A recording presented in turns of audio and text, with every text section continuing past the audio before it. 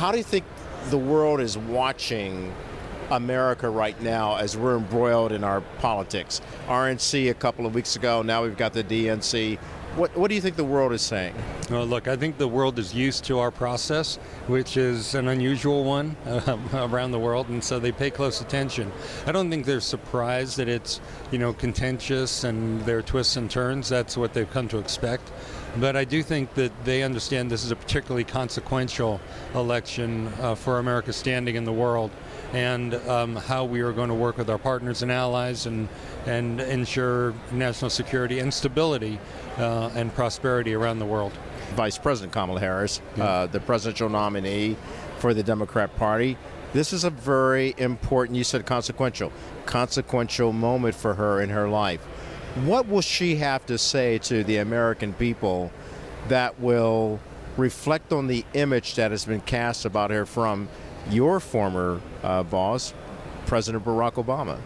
Yeah, I think she is going to fill in some of the details. I think people have a very good sense of her. She has a long career in public service. Started out as a district attorney, then attorney general, then U.S. senator, and vice president of the United States for the last 4 years. So I think there is a sense of, we want to know a little bit more about how she experiences those different roles and what she's thinking about the future for this country.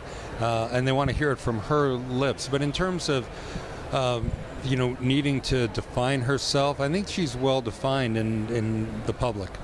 Ambassador, working in your field, you're involved in diplomatic efforts to make sure that we are able to be a good neighbor to our neighbors and actually be wary of our adversaries.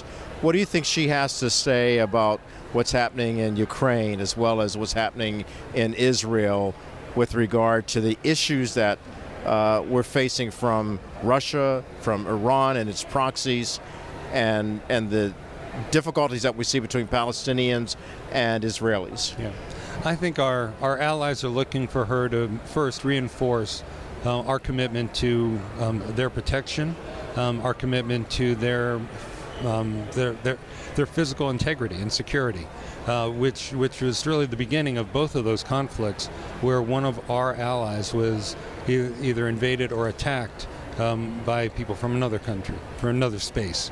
In the case of Israel, where it's Gaza and Hamas in particular launching an attack from that space.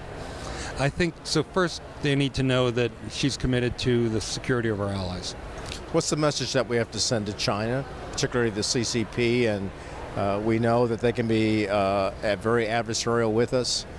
We know of some of the human rights violations that they continue to admit, and we know that they have tentacles with all of our adversaries in the Middle East. Yeah. No, I think the important message for China to recognize is that U.S. leadership is not going to diminish, that we recognize them as another great power, that we want to cooperate with them wherever it's possible, but we're also prepared to compete where it's necessary, and that we have leadership that is prepared to work with them in ways where we can improve the global security everywhere, but that we are not going to be bullied. And that's going to be an important thing for not only China, but for other countries that have competitive interests to recognize.